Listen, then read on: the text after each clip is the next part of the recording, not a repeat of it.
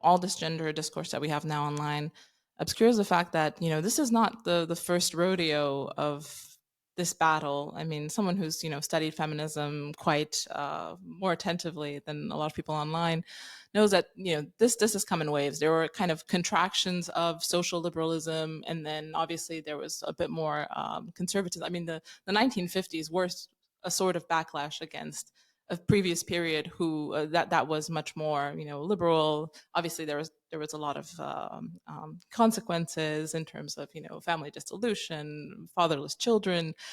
These waves come and go, but what you have now is that the waves at the moment take, let's say, maybe 3 or 4 years, and it seems to be things are crunching a little bit more.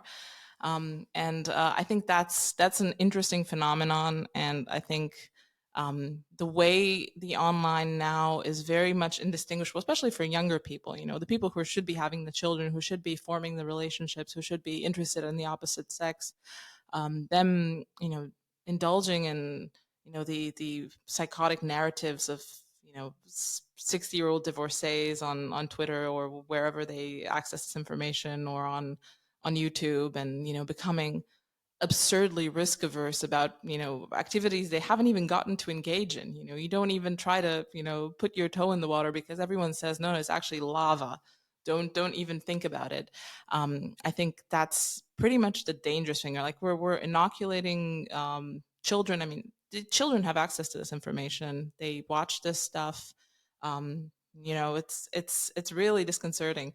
I mean, I remember I wrote an essay a few years ago about my worries about having a son. Now I have two sons, and kind of the problems that were evident to me at that point. The frictions between the sexes, all sorts of issues with family formation.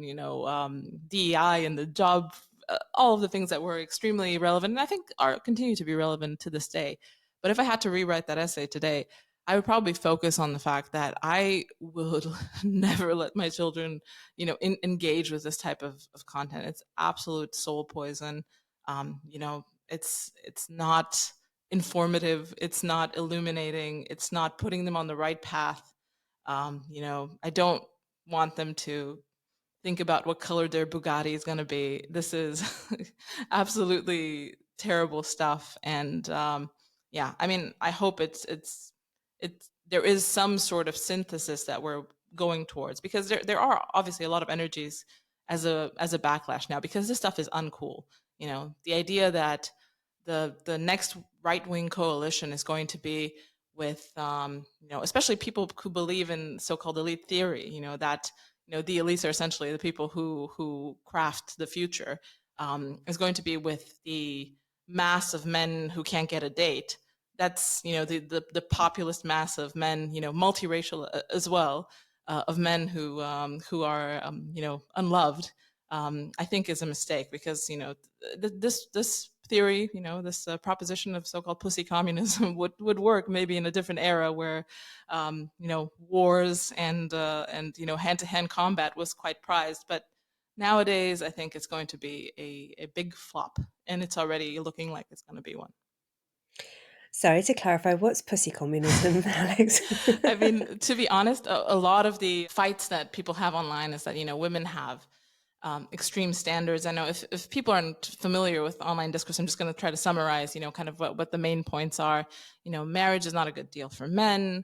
Women have extremely high standards. They're not high quality women. They have slept with other men before. They're not virgins. And that the whole idea is that this is kind of a new development, that the internet has allowed women to all flock to chads. The chads have harems, and 80% of men, 90% of men, 99% of men have no one to engage with, and they would really want to get married if they could, but they can't. So the idea is that a lot of restrictions have to be put on women so that they have no choice but not to be picky. And these restrictions involve things like disenfranchising them from the vote, no education, not letting them do many things that they do currently that is not allowing men to woo them with their, I guess, economic prospects, because men have fallen behind. We know this, and women are, have not only caught up, but they're doing really well in education. They're taking over jobs. So the idea would be to squish women down so that comparatively men can rise up and get their woman. And with all this heavy government intervention that would be involved to actually suppress women working, women's education, all of this stuff would be kind of the idea that to each man his according to his needs, and he would be kind of given a wife by the government, either directly or more indirectly by the fact that she would be destitute if someone didn't step up to take her. Yeah, so rolling back not just the second wave, but the first wave, and Yeah, maybe the Industrial Revolution as well, exactly. by men who themselves Yeah, I would mean, have a been lot of disenfranched before exactly. A lot suffrage of because they them would have met say the that property they'd give up, qualification. indoor plumbing to for the idea that they would have a government assigned wife, and that life is not worth living without one. And I think my theory is that things have gotten very easy. Sustenance is easy, shelter is easy, status is not very easy, and like the acquisition of a mate is not very easy. So status and the acquisition of a mate are still kind of libertarian spaces. Like, it's pretty hard for the government to intervene, to kind of trample their boots in and say, you're going to have welfare for the fact that you lack romantic prospects. And I think people, this is jarring because really everything else is easy. And essentially that's kind of the claim here, that they want this to be easy as well. Um, but it just isn't, and it's not gonna be. So it's, I also obviously agree that things have changed, structurally, but the idea that 300 years ago it was much easier to acquire a mate. Depends how you define easy. You would have to woo not only her but her parents. You would have to, like, endure the wrath of her brothers. If you made a bad move. The idea of casual sex. I know that women are apparently the prime culprits of casual sex, but I've heard of men also enjoying this type of facility sometimes.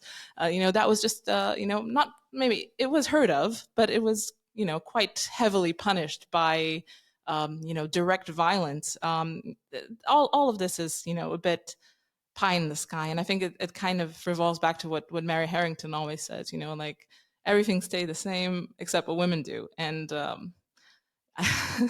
like you said, this is all tied into the Industrial Revolution. Um, it's I don't see the way out of this, but through. And there are also clear implications for birth rates. I think people should really consider this. But the idea that we're going to roll back the Industrial Revolution to fix birth rates, not going to happen. Birth rates will continue going down until there's another equilibrium. There are populations who are growing, like the Amish. They have no problems. The future is probably going to be more religious. It's going to be more multiracial, whatever people want to think. And there's going to be a balancing point for all of these. This is not the first time that fertility has declined.